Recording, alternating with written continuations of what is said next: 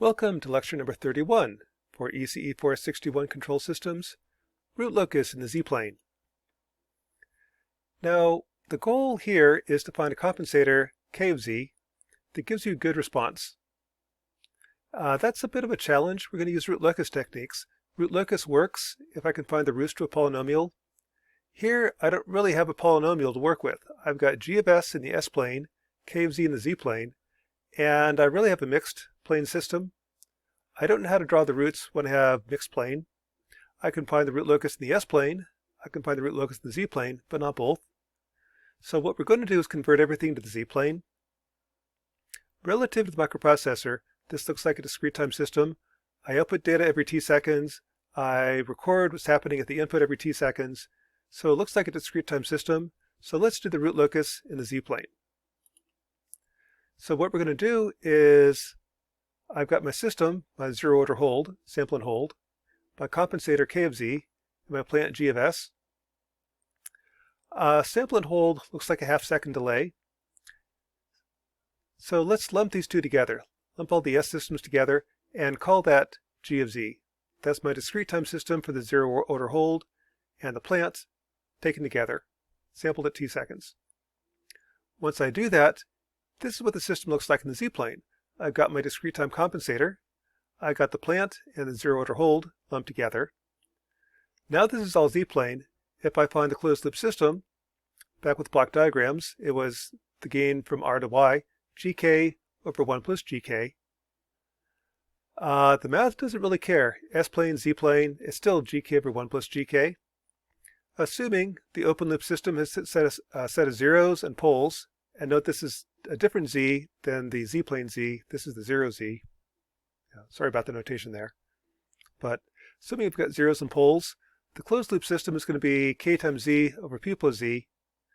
So the root locus would be the roots to the poles plus k times zeros equals 0. And note, it doesn't matter s-plane, z-plane, it's the same equation. The mathematics for drawing the root locus will be exactly the same, s-plane and z-plane. So the real axis loci are the same. The breakaway points are the same. The asymptote angles are the same. The departure angles, approach angles are the same. And the root locus doesn't care, s-plane or z-plane. Everything's identical. What does change is how you interpret the results. The relationship between the s-plane and the z-plane is z is e to the st. In the s-plane, right half plane is unstable. If s is positive, then e to a positive number is bigger than 1. So in the z-plane, anything bigger than 1 is unstable.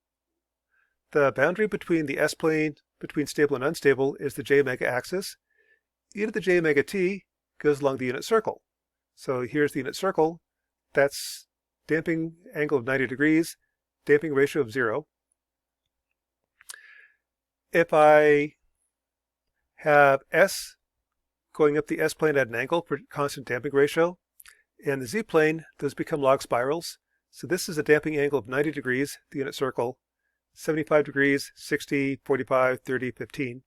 So these lines are the constant damping ratio lines in the z-plane. And notice they're log spirals. Likewise in the z-plane, it kind of helps if you can draw these. They're not that easy to, or not that obvious. And the last thing to note is in the s-plane, the real axis as s goes from 0 to minus infinity. Z goes from plus 1, this is s equals 0, to 0. So this is the s-plane going from 0 to minus infinity, map between 1 and 0. So this is a nonlinear mapping, but it's still just a mapping, s-plane to z-plane. The way to interpret some of the poles in the z-plane, the 2% settling time comes from the magnitude of the pole. Poles decay is z to the k. If I want to find out how many samples it takes for the transient to drop down to 2%, I take the log of both sides, and k then is the log of 0.02 over the log of z. And this is the magnitude of z. For example, if my pole is at 0.95 in magnitude, the settling time is 72.26 samples. If the sampling rate is 10 milliseconds, that would be 0.72 seconds. If I had a pole at 0.8, the 2% settling time is 18 samples. Log of 0.02 over log of 0.8, 17.53, rounded up. So again, if the sampling rate was 10 milliseconds, that would be 0.17 seconds settling time. And you can see that if I just plot the step response for system with pole at 0.95, right here, 0.8, 0.7, and something. The settling time gets shorter and shorter as the pole moves into the origin. If the pole is equal to 0, the settling time is 0. That is something different about the z-plane than s-plane. If I can get a pole at the origin, I can get to steady state in one sample. Versus the s-plane, I get there exponentially. I never quite get there. In terms of the frequency of oscillation, in the s-plane, the complex part of the pole tells you the frequency of oscillation. In the z-plane, the angle of the pole. For example, if I have a pole at 9-degree angle, every sample it turns 99 degrees. After 40 samples, I'm up to 360. So the period is 40 samples. Here the sampling rate is 0.01. So if I start at a minimum, here's a sine wave. At 0.4, 40 samples, I'm at a minimum. Another 40 samples, 0.8, I'm at a second minimum. So the period is 0.4 seconds, or 40 samples. A second example, if my angle is at 18 degrees, then in 20 samples, I've gone to 360. That's the pink line. In 20 samples, 0.2 seconds, I've done one cycle. Another 0.2 seconds, I've done a second cycle, and so on. So in the s-plane, the rectangular coordinates work best because the real part is the settling time, the complex part tells you the frequency of oscillation. In z-plane, polar form works best. In polar form, the amplitude tells you the settling time, and the angle tells you the frequency of oscillation. You can also do damping ratios. For me, it's a lot easier converting back to the s-plane. If I have a pole in the s-plane, convert that to the z-plane as e to the st. So this pole in the s-plane has a damping ratio of 0.2. In the z-plane, it also has a damping ratio of 0.2. So these would be the damping curves as you vary the point in the z-plane. This is a damping ratio of 0.2, 0.4, 0.6, 0.8, and so on. Just like in the s-plane.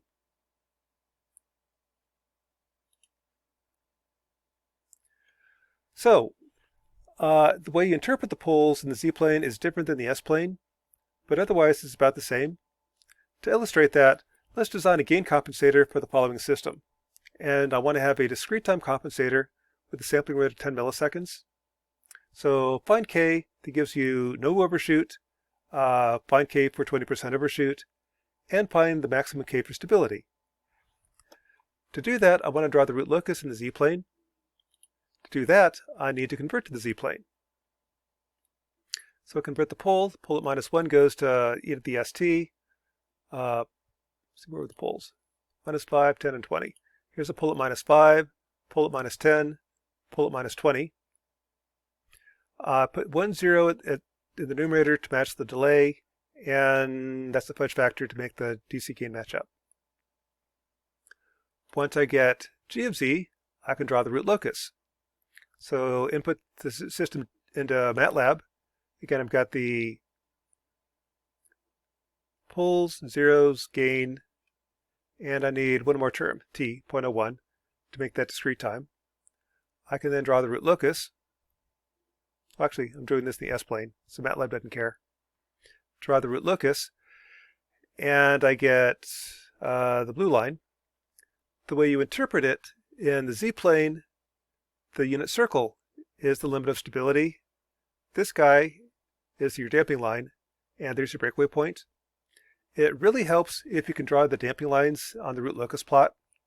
To do that, what I can do is freeze the plot that says hold on. Now I'm going to have S go along my damping line. Here's 10,000 points between 0 and 100 at -1 plus J2. That's the damping line for 20% overshoot. That's S. Z to the ST. And let's plot on top of the blue line, plot on top of the root locus, my damping line in red. Gives me this curve.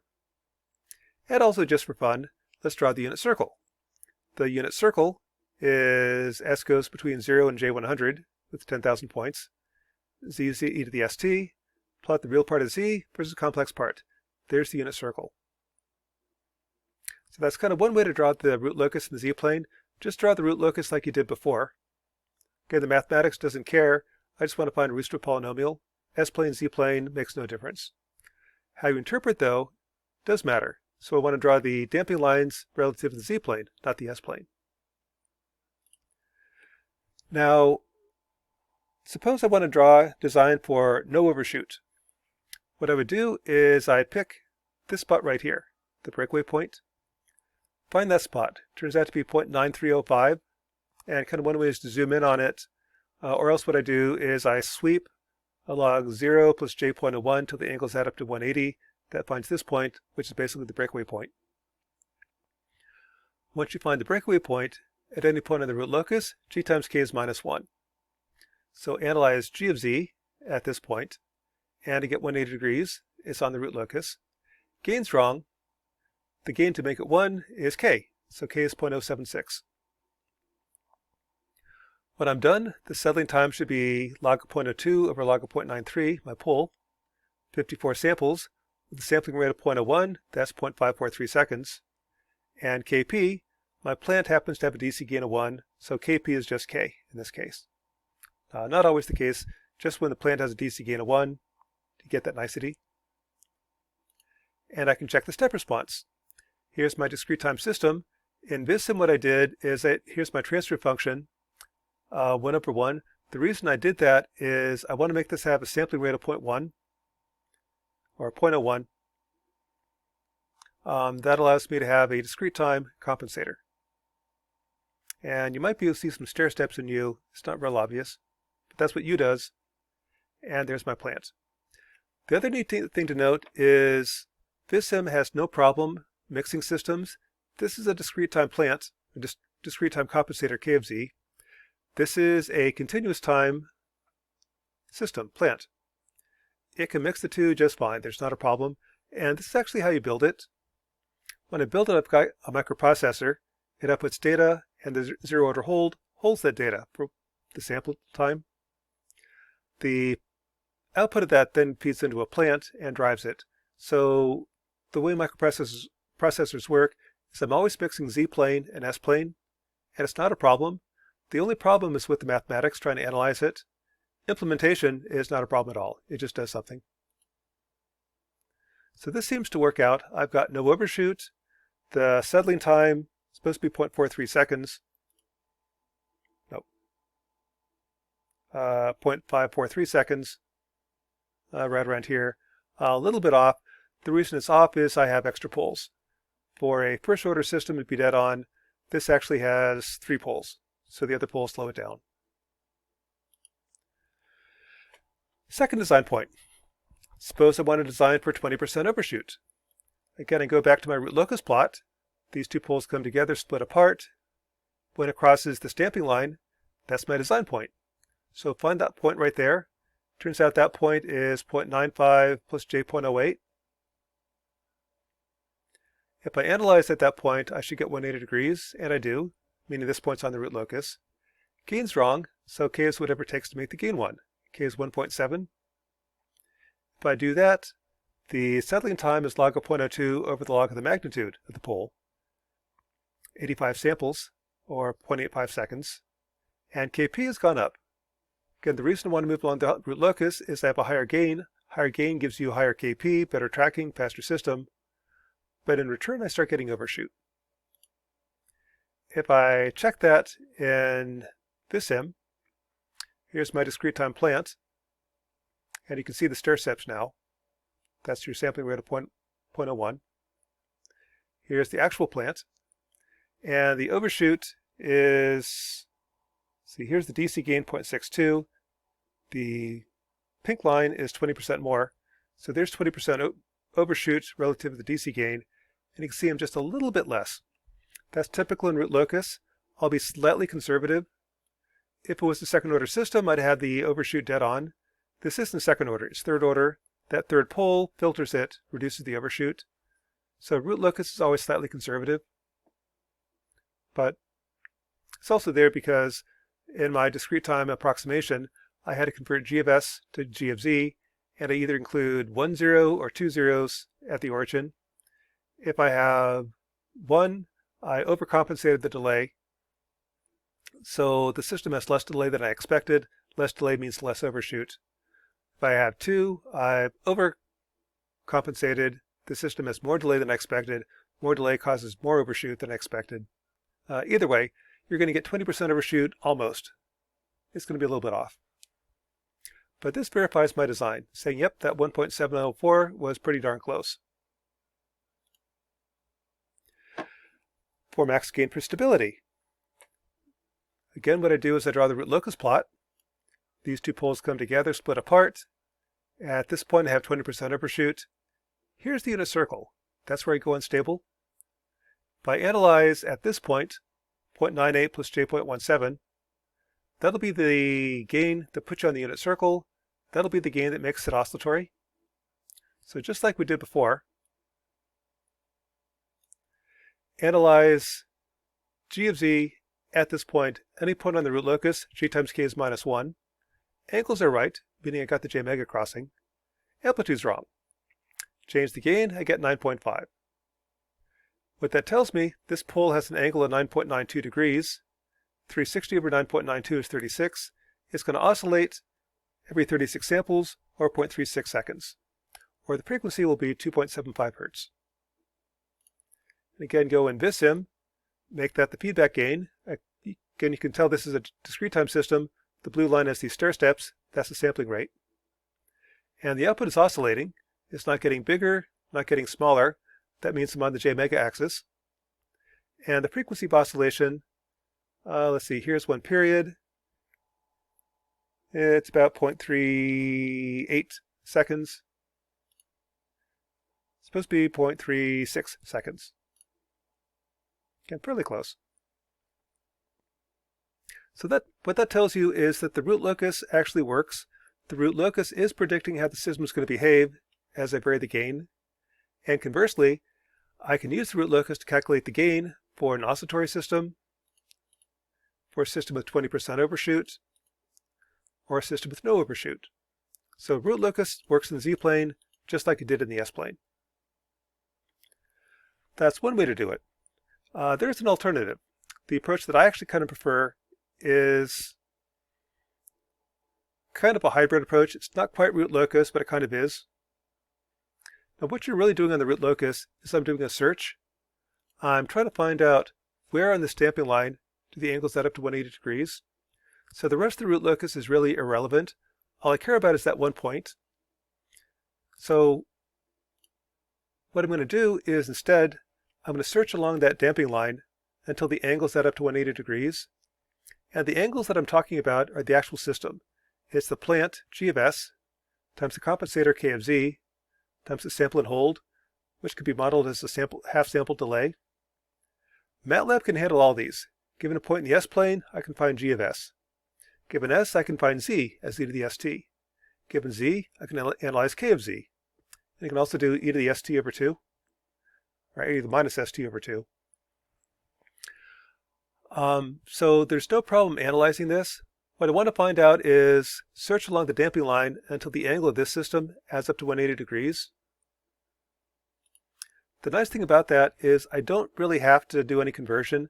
I don't have to convert g of s to g of z, which is nice because that's annoying, that's tedious.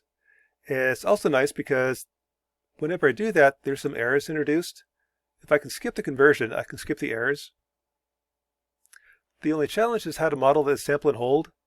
And you can see that here. If I take a sine wave, the blue line, run it through a sample and hold with sampling rate as 0.01 second, I get the red line. And notice that the red line is the same as the blue line. They're both a sine wave, except the red line is delayed. If I drew this guy right through the midpoint, it would match up. The midpoint is half a sample delay. So a good way to model a sample and hold is just add a delay of half a sample. So this is now my open loop system. G of s times k of z times a half sample delay. And I want to find out where on the damping line do the angles add up to 180 degrees. So to do that, what I'm going to do is I'm going to guess s. For 20% overshoot, I'll take like -1 plus J2, set the J part to get the right angle. The right angle gives you the right damping ratio. The right damping ratio gives the right overshoot. Search along that line, then scale it. Make it 10% bigger, 10% smaller. Search along that line until the angles add up. Once I know S, I know Z as e to the st. Once I know S and Z, I can analyze this, find the angles, keep iterating until the angles add up to 180. For example, in MATLAB, I can say, here's my system. I've got G of S. K of Z is just 1 in this case, times the half sample delay. If this point's on the root locus, it's negative real. The negative real is correct, but the complex part isn't 0, so that point's not on the root locus.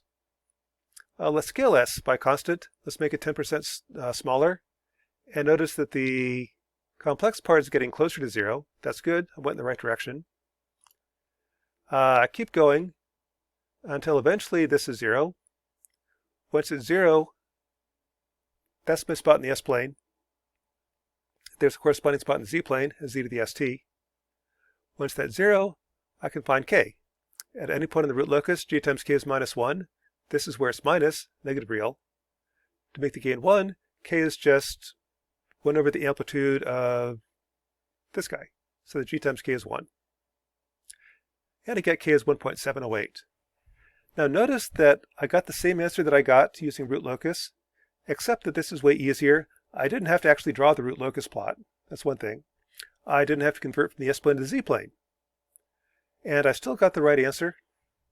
Actually, this answer is better. This is actually more accurate because I didn't convert from the S-plane to the Z-plane, so I don't have the conversion errors. I've taken into account the half sample delay from the sample and hold. So likewise, there's nothing left to approximate. This is dead on.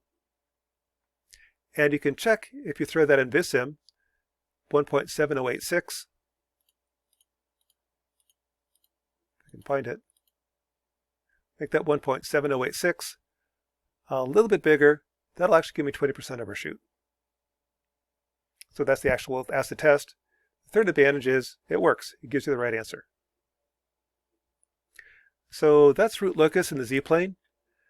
Two different options. I can convert from the S-plane to the Z-plane, then draw the root locus. Or you can do kind of a hybrid system. Analyze your G of S times K of Z, which is 1 in this case, times your half sample delay. Search along that line until the angles add up to 180. Either approach works. That's lecture number 31 for ECE 461 Control Systems, root locus in the Z-plane.